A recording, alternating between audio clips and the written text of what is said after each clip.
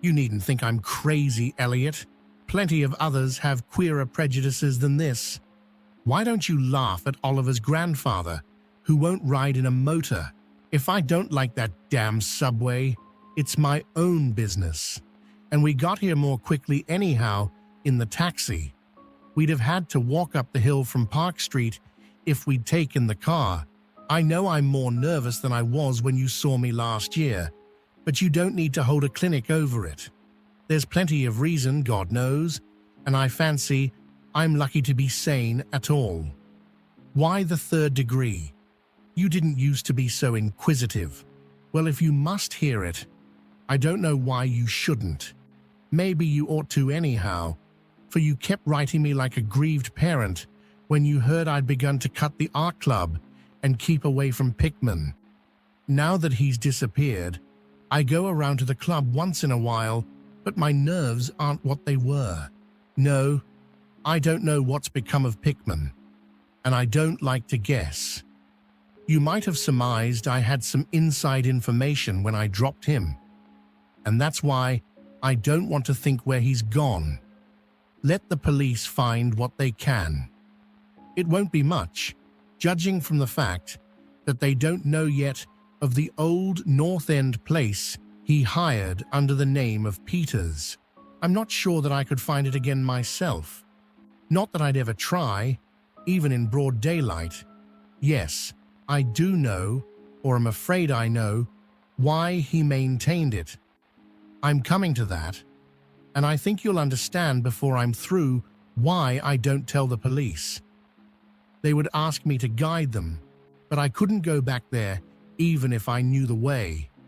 There was something there, and now I can't use the subway, or, and you may as well have your laugh at this too, go down into cellars anymore. I should think you'd have known I didn't drop Pickman for the same silly reasons that fussy old women like Dr. Reed or Joe Minot or Rosworth did.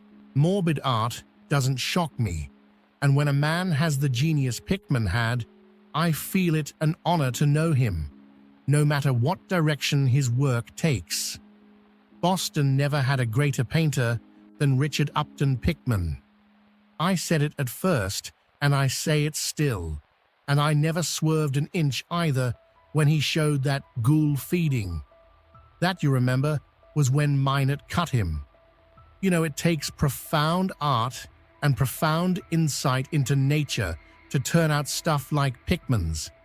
Any magazine cover artist can splash paint around wildly and call it a nightmare or a witch's sabbath or a portrait of the devil. But only a greater painter can make such a thing really scare or ring true. That's because only a real artist knows the actual anatomy of the terrible or the physiology of fear, the exact sort of lines and proportions that connect up with latent instincts or hereditary memories of fright, and the proper color contrasts and lighting effects to stir the dormant sense of strangeness. I don't have to tell you why a Fuseli really brings a shiver, while a cheap ghost story frontispiece merely makes us laugh. There's something those fellows catch, beyond life, that they're able to make us catch for a second. Doré had it, Saimi has it, Angarola of Chicago has it, and Pickman had it as no man ever had it before or, I hope to heaven, ever will again. Don't ask me what it is they see. You know, in ordinary art, there's all the difference in the world between the vital, breathing things drawn from nature or models and the artificial truck that commercial small fry reel off in a bare studio by rule. Well, I should say that the really weird artist has a kind of vision which makes models or summons up what amounts to actual scenes from the spectral world he lives in. Anyhow, he manages to turn out results that differ from the pretender's mince pie dreams in just about the same way that the life painter's results differ from the concoctions of a correspondence school cartoonist, if I had ever seen what Pickman saw. But no. Here, let's have a drink before we get any deeper. Gad, I wouldn't be alive if I'd ever seen what that man, if he was a man, saw. You recall that Pickman's forte was faces. I don't believe anybody since Goya could put so much of sheer hell into a set of features or a twist of expression. And before Goya, you have to go back to the medieval chaps who did the gargoyles and chimeras on Notre Dame and Mont Saint-Michel. They believed all sorts of things, and maybe they saw all sorts of things too, for the Middle Ages had some curious phases. I remember your asking Pickman yourself once, the year before you went away, wherever in thunder he got such ideas and visions. Wasn't that a nasty laugh he gave you? It was partly because of that laugh that Reed dropped him. Reed, you know, had just taken up comparative pathology and was full of pompous inside stuff about the biological or evolutionary significance of this or that mental or physical symptom. He said Pickman repelled him more and more every day and almost frightened him toward the last, that the fellow's features and expression were slowly developing in a way he didn't like, in a way that wasn't human. He had a lot of talk about diet and said Pickman must be abnormal and eccentric to the last degree. I suppose you told Reed, if you and he had any correspondence over it, that he'd let Pickman's paintings get on his nerves or harrow up his imagination. I know I told him that myself then. But keep in mind that I didn't drop Pickman for anything like this. On the contrary, my admiration for him kept growing, for that ghoul feeding was a tremendous achievement. As you know, the club wouldn't exhibit it, and the Museum of Fine Arts wouldn't accept it as a gift. And I can add that nobody would buy it. So Pickman had it right in his house till he went. Now his father has it in Salem. You know Pickman comes of old Salem stock and had a witch ancestor hanged in 1692. I got into the habit of calling on Pickman quite often, especially after I began making notes for a monograph on weird art. Probably it was his work which put the idea into my head, and anyhow, I found him a mine of data and suggestions when I came to develop it. He showed me all the paintings and drawings he had about, including some pen and ink sketches that would, I verily believe, have got him kicked out of the club if many of the members had seen them. Before long, I was pretty nearly a devotee and would listen for hours like a schoolboy to art theories and philosophic speculations wild enough to qualify him for the Danvers Asylum. My hero worship, coupled with the fact that people generally were commencing to have less and less to do with him, made him get very confidential with me.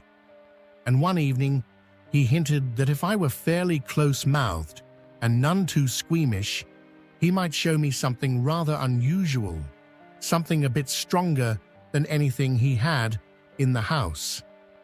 You know, he said, there are things that won't do for Newbury Street, things that are out of place here, and that can't be conceived here anyhow. It's my business to catch the overtones of the soul, and you won't find those in a parvenu set of artificial streets on Maid Land. Back Bay isn't Boston. It isn't anything yet, because it's had no time to pick up memories and attract local spirits. If there are any ghosts here, they're the tame ghosts of a salt marsh and a shallow cove. And I want human ghosts, the ghosts of beings highly organized enough to have looked on hell and known the meaning of what they saw. The place for an artist to live is the North End. If any aesthete was sincere, he'd put up with the slums for the sake of the mass traditions. God, man, Don't you realize that places like that weren't merely made, but actually grew? Generation after generation lived and felt and died there. And in days when people weren't afraid to live and feel and die. Don't you know there was a mill on Copp's Hill in 1632, and that half the present streets were laid out by 1650? I can show you houses that have stood 2 centuries and a half and more, houses that have witnessed what would make a modern house crumble into powder. What do moderns know of life and the forces behind it? You call the Salem witchcraft a delusion, but I'll wager my 4 times great-grandmother could have told you things. They hanged her on Gallows Hill, with Cotton Mather looking sanctimoniously on. Mather, damn him, was afraid somebody might succeed in kicking free of this accursed cage of monotony. I wish someone had laid a spell on him or sucked his blood in the night. I can show you a house he lived in, and I can show you another one he was afraid to enter in spite of all his fine, bold talk. He knew things he didn't dare put into that stupid Magnalia or that puerile wonders of the invisible world. Look here. Do you know the whole North End once had a set of tunnels that kept certain people in touch with each other's houses and the burying ground and the sea? Let them prosecute and persecute above ground. Things went on every day that they couldn't reach, and voices laughed at night that they couldn't place. Why, man? Out of 10 surviving houses built before 1700 and not moved since, I'll wager that in 8 I can show you something queer in the cellar. There's hardly a month that you don't read of workmen finding bricked-up arches and wells leading nowhere in this or that old place as it comes down. You could see one near Henchman Street from the elevated last year. There were witches and what their spells summoned, pirates and what they brought in from the sea, smugglers, privateers. And I tell you, people knew how to live and how to enlarge the bounds of life in the old time. This wasn't the only world a bold and wise man could know. And to think of today, in contrast, with such pale pink brains that even a club of supposed artists gets shudders and convulsions if a picture goes beyond the feelings of a Beacon Street tea table. The only saving grace of the present is that it's too damned stupid to question the past very closely. What do maps and records and guidebooks really tell of the North End? Bah! At a guess, I'll guarantee to lead you to 30 or 40 alleys and networks of alleys north of Prince Street that aren't suspected by 10 living beings outside of the foreigners that swarm them. And what do those slum dwellers know of their meaning? No, Thurber. These ancient places are dreaming gorgeously and overflowing with wonder and terror and escapes from the commonplace. And yet there's not a living soul to understand or profit by them. Or rather, there's only one living soul. For I haven't been digging around in the past for nothing. See here, you're interested in this sort of thing. What if I told you that I've got another studio up there where I can catch the night spirit of antique horror and paint things that I couldn't even think of in Newbury Street? Naturally, I don't tell those cursed old maids at the club, with Reed, damn him, whispering even as it is, that I'm a sort of monster bound down the toboggan of reverse evolution.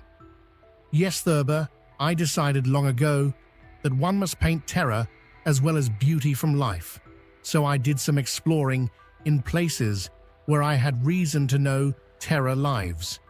I've got a place that I don't believe 3 living Nordic men besides myself have ever seen. It isn't so very far from the elevated as distance goes, but it's centuries away as the soul goes. I took it because of the queer old brick well in the cellar, one of the sort I told you about.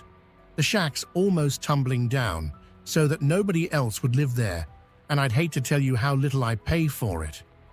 The windows are boarded up, but I like that all the better since I don't want daylight for what I do. I paint in the cellar, where the inspiration is thickest, but I've other rooms furnished on the ground floor. A Sicilian owns it, and I've hired it under the name of Peter's. Now, if you're game, I'll take you there tonight. I think you'd enjoy the pictures, for as I said, I've let myself go a bit there. It's no vast tour. I sometimes do it on foot, for I don't want to attract attention with a taxi in such a place. We can take the shuttle at the South Station for Battery Street, and after that, the walk isn't much. Well, Elliot, there wasn't much for me to do after that harangue, but to keep myself from running instead of walking, for the first vacant cab we could sight, we changed to the elevated at the South Station, and at about 12 o'clock had climbed down the steps at Battery Street and struck along the old waterfront past Constitution Wharf. I didn't keep track of the cross streets, and can't tell you yet which it was we turned up, but I know it wasn't Greenough Lane. When we did turn, it was to climb through the deserted length of the oldest and dirtiest alley I ever saw in my life, with crumbling-looking gables, broken small-paned windows, and archaic chimneys that stood out half-disintegrated against the moonlit sky. I don't believe there were 3 houses in sight that hadn't been standing in Cotton Mather's time. Certainly, I glimpsed at least 2 with an overhang. And once I thought I saw a peaked roof line of the almost forgotten pre-gambrel type, though antiquarians tell us there are none left in Boston. From that alley, which had a dim light, we turned to the left into an equally silent and still narrower alley with no light at all, and in a minute made what I think was an obtuse angled bend toward the right in the dark. Not long after this, Pickman produced a flashlight and revealed an antediluvian 10-paneled door that looked damnably worm-eaten.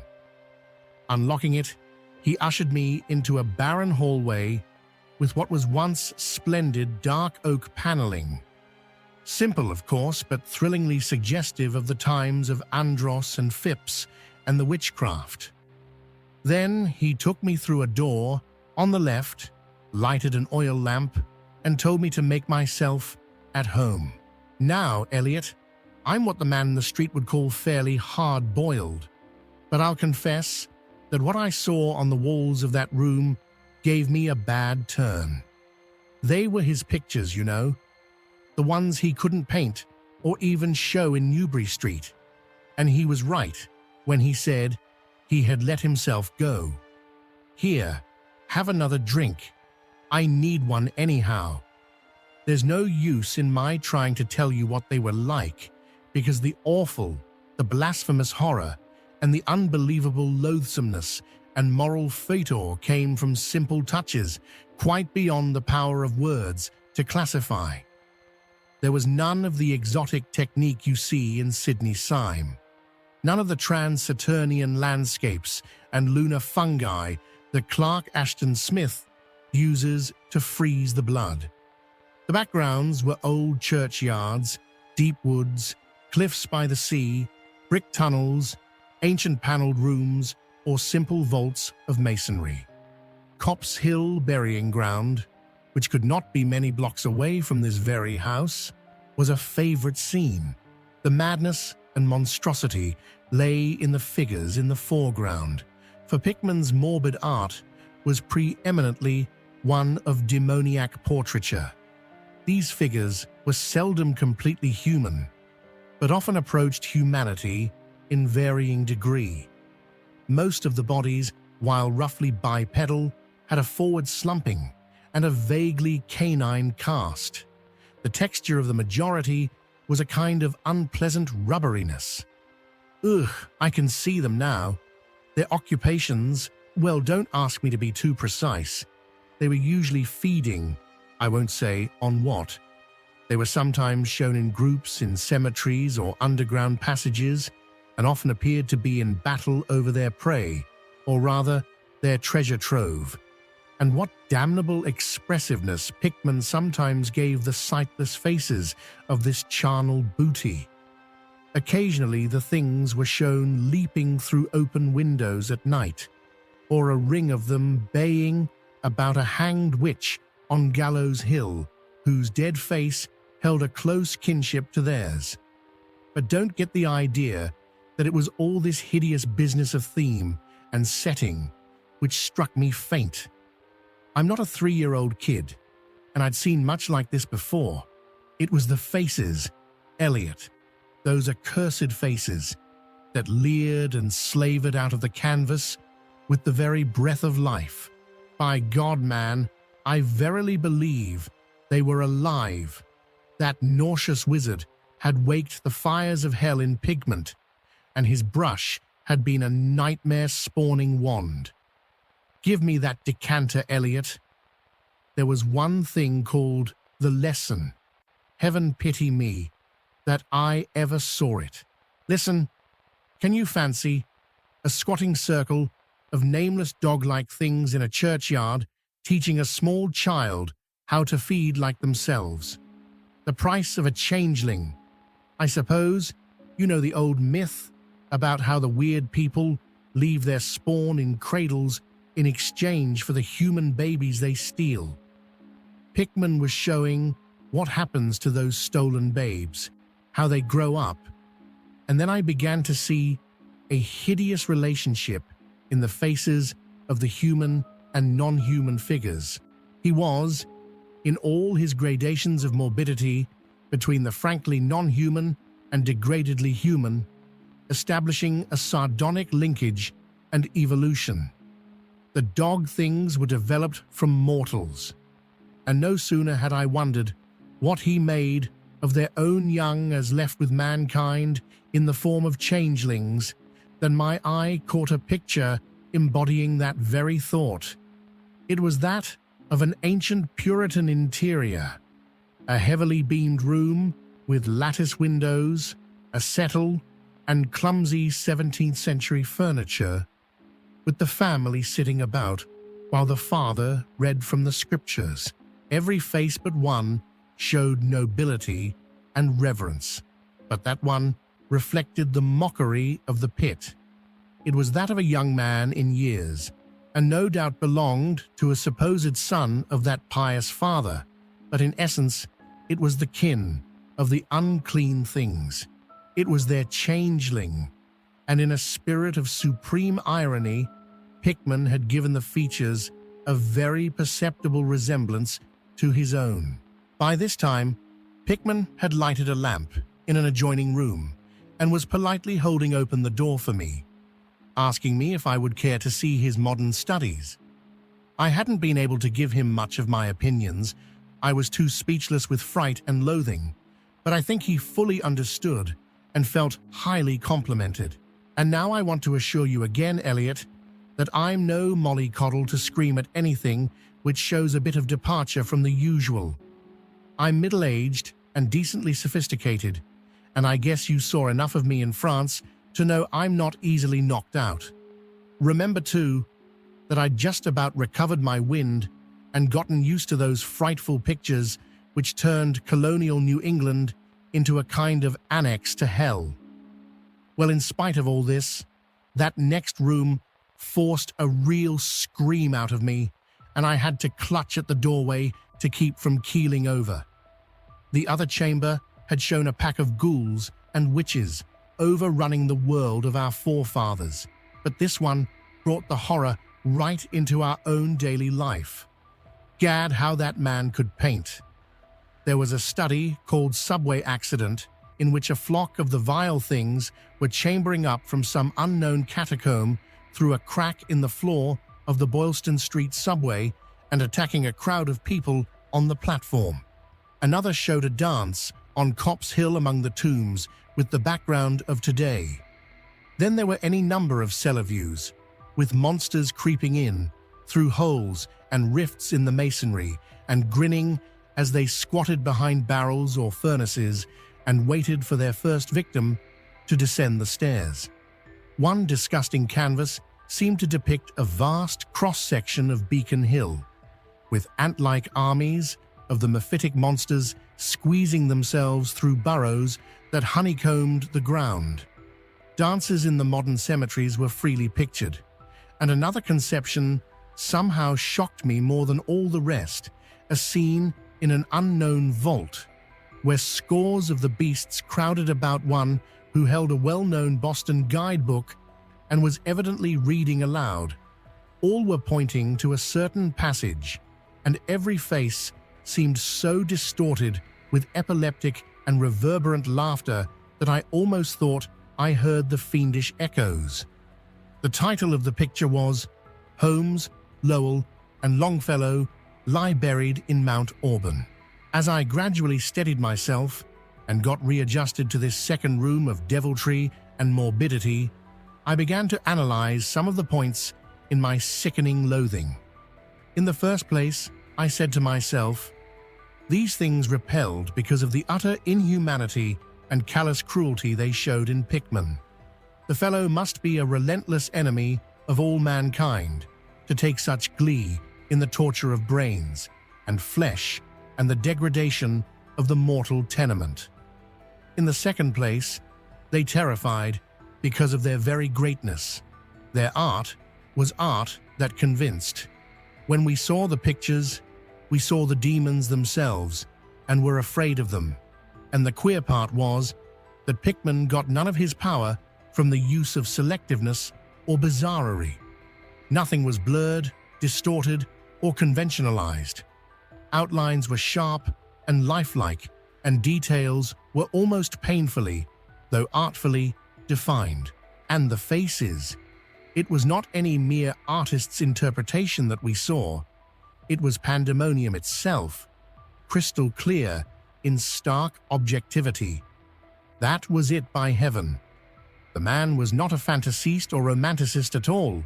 He did not even try to give us the churning, prismatic ephemera of dreams, but coldly and sardonically reflected some stable, mechanistic, and well-established horror world, which he saw fully, brilliantly, squarely, and unfalteringly. God knows what that world can have been, or where he ever glimpsed the blasphemous shapes that loped and trotted and crawled through it. But whatever the baffling source of his images, one thing was plain. Pickman was in every sense, in conception and in execution, a thorough, painstaking, and almost scientific realist. My host was now leading the way down cellar to his actual studio, and I braced myself for some hellish effects among the unfinished canvases. As we reached the bottom of the damp stairs, he turned his flashlight to a corner of the large open space at hand, revealing the circular brick curb of what was evidently a great well in the earthen floor. We walked nearer, and I saw that it must be 5 feet across, with walls a good foot thick and some 6 inches above the ground level, solid work of the 17th century, or I was much mistaken.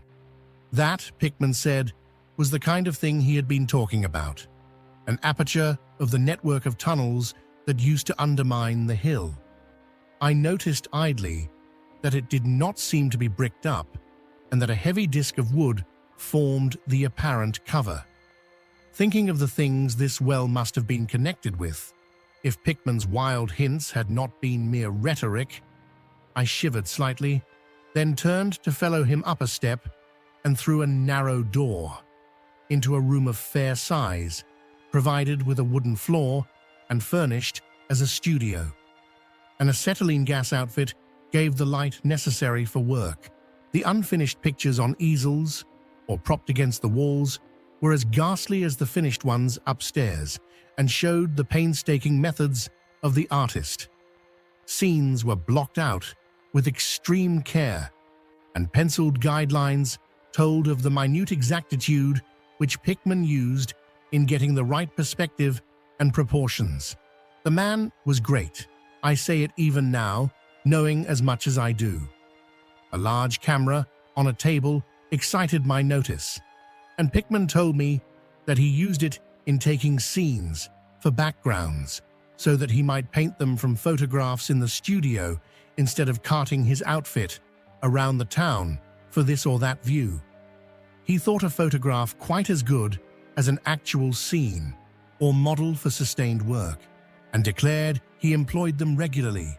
There was something very disturbing about the nauseous sketches and half-finished monstrosities that leered around from every side of the room. And when Pickman suddenly unveiled a huge canvas on the side away from the light, I could not for my life keep back a loud scream. The second I had emitted that night, it echoed and echoed through the dim vaultings of that ancient and nitrous cellar, and I had to choke back a flood of reaction that threatened to burst out as hysterical laughter. Merciful Creator. Eliot, but I don't know how much was real and how much was feverish fancy. It doesn't seem to me that Earth can hold a dream like that. It was a colossal and nameless blasphemy with glaring red eyes, and it held in bony claws a thing that had been a man, gnawing at the head as a child nibbles at a stick of candy. Its position was a kind of crouch, and as one looked, one felt that at any moment it might drop its present prey and seek a juicier morsel. But damn it all, it wasn't even the fiendish subject that made it such an immortal fountainhead of all panic. Not that, nor the dog face with its pointed ears, flat nose, and drooling lips. It wasn't the scaly claws, nor the mold-caked body, nor the half-hooved feet. None of these, though any one of them, might well have driven an excitable man to madness. It was the technique, Eliot, the cursed, the impious, the unnatural technique. As I am a living being, I never elsewhere saw the actual breath of life so fused into a canvas. The monster was there. It glared and gnawed and gnawed and glared, and I knew that only a suspension of nature's laws could ever let a man paint a thing like that without a model, without some glimpse of the netherworld which no mortal unsold to the fiend can have. Pinned with a thumbtack to a vacant part of the canvas was a piece of paper now badly curled up. Probably, I thought, a photograph from which Pickman meant to paint a background as hideous as the nightmare it was to enhance. I reached out to uncurl and look at it, when suddenly I saw Pickman start as if shot. He had been listening with peculiar intensity ever since my shocked scream had waked unaccustomed echoes in the dark cellar, and now he seemed struck with a fright which, though not comparable to my own, had in it more of the physical than of the spiritual. He drew a revolver and motioned me to silence, then stepped out into the main cellar and closed the door behind him. I think I was paralyzed for an instant. Imitating Pickman's listening, I fancied I heard a faint scurrying sound somewhere and a series of squeals or bleats in a direction I couldn't determine. I thought of huge rats and shuddered. Then there came a subdued sort of clatter, though I can't attempt to convey what I mean in words. It was like heavy wood falling on stone or brick, wood on brick. What did that make me think of? It came again, and louder. There was a vibration, as if the wood had fallen farther than it had fallen before. After that, followed a sharp grating noise, a shouted gibberish from Pickman, and the deafening discharge of all 6 chambers of a revolver, fired spectacularly as a lion tamer might fire in the air for effect. A muffled squeal or squawk and a thud.